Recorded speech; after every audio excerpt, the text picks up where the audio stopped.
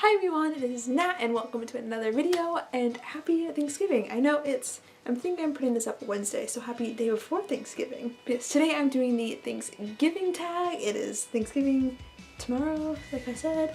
But yeah, not gonna lie, Thanksgiving isn't my favorite holiday, but that's okay. It's still an exciting time. It's great to be with family. I know I'm gonna be with a bunch of my family tomorrow. I got married over the summer, so it's like the first year that me and my husband are like, we have two families to go to, but I'm really excited because I think we will be able to see all of our family, which is very nice. They all live so close. Even though it's my least favorite holiday, I'm very excited about Thanksgiving tomorrow. But yes, let's just go ahead and jump into this video. I think this tag is really fun because it does it's like a bunch of Thanksgiving food and then like there's a question based on that Thanksgiving food. And the first food / question / category is bread. What is a book that is purely fluff and has no real plot to it?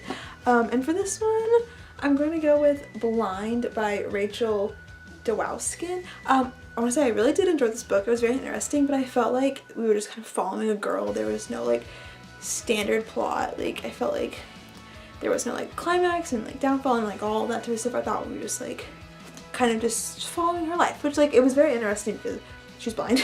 That wasn't obvious. But yeah, it's about a girl who's blind and her just like kind of getting used to it. But I felt like there wasn't like huge ups and downs. It was kind of just like flat, like this is her life, this is what happened to her, like here's how she's living now, which like it was still interesting, but I definitely didn't think there was like much of a plot. It was more just like a type of deal, if that makes sense. Alright, next up is Turkey, but I'm actually vegan, so I'm gonna go Tofurkey. Tofurkey, what is a book that actually makes you fall asleep?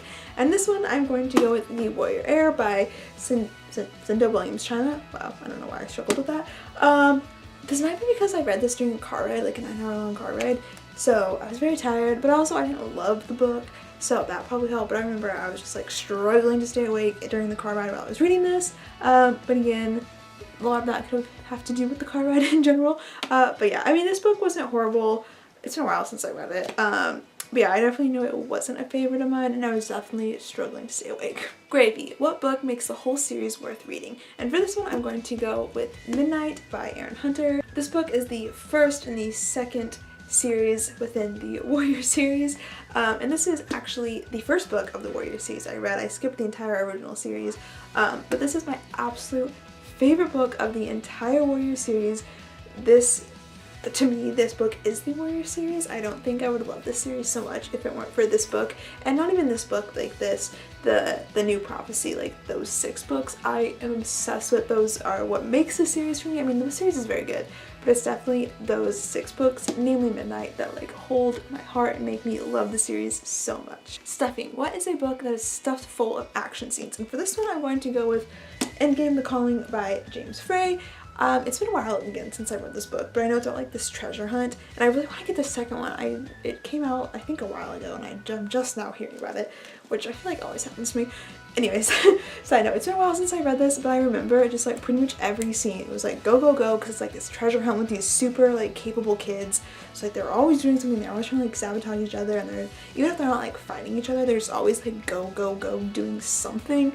So yeah, definitely this book had tons of action in it. Mashed potatoes. What is your favorite holiday book? And I'm not gonna lie, during the holidays, I don't read any specific books. I don't read holiday books. I don't have like a certain type of book that I read every holiday or every Christmas or Thanksgiving.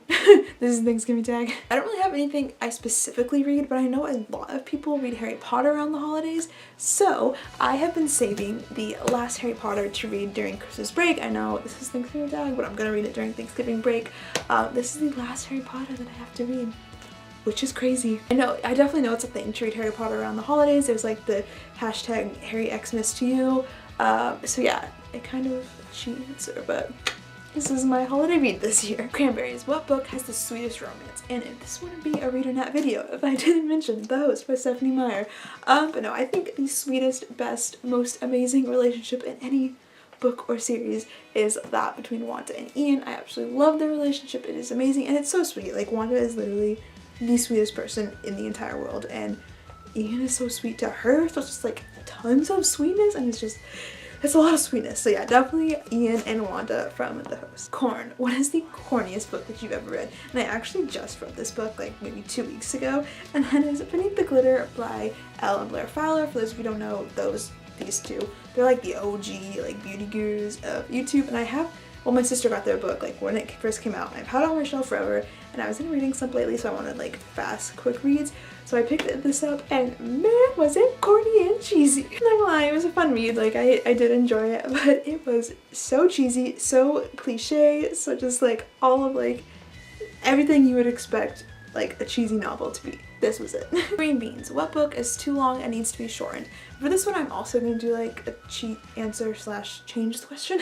I honestly could not think of a book that was too long that like I needed to shorten. I was just like, maybe if I thought longer I would find one. I don't know, but I was like, I love long books. So for this one, I'm going to be showing you two books that are both really short that I think should be combined to make a longer book, and that is The Heir and the Crown by Kieran.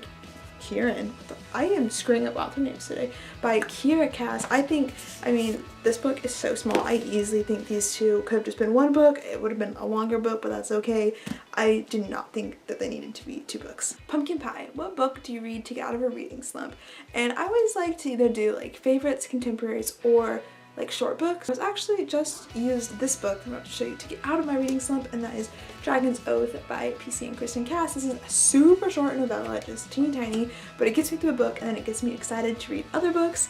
So yeah, this is actually the book that I most recently used to get out of a reading slump, but I always normally try and pick like easier reads because then it's like the act of finishing a book that gets me out of my reading slump.